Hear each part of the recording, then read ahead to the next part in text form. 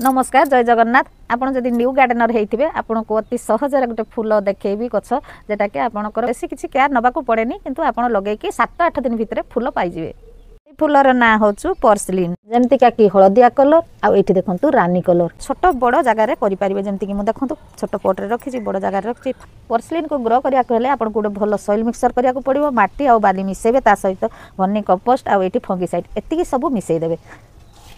एमिति गोटे pot selection करेंगे ता सहित खपरा देदेवे होल उठिबो होलटा को बंद करने तापर आमे पाटी पुरी नबा एबे आमे पानी दे देबा आमे नेचर डाला कट करबा करिकि आपन देखछन ना ए पत्र मूल रे सब ब्रांच बाहरिबो ओगटा भी काटी दे परिबे काटी देकी पूरा लगेबे सेमिति मु आ किछि डाला पुति नेबी तळको 1 इंच दे देबे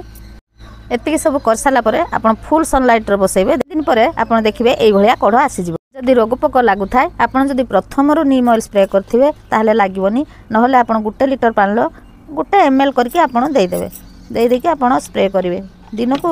थरे पकर देबे जदि बहुत लागिथिबो 3 थर खंडे देबे 3 दिन खंडे देबे स्प्रे करिवे जदि लागी नथिबो प्रथम रो आपन व्यवहार करिवे नीम ऑयल आदौ लागिवनी सप्ताह को थरे स्प्रे करनेबे। मु जेंति करिछि आपण माने सेही भलिया करनेबे करनेले देखिबे खूब कम समय भितरे आपनकर गार्डन लो एही भलिया बहुत फूल होई जिवो।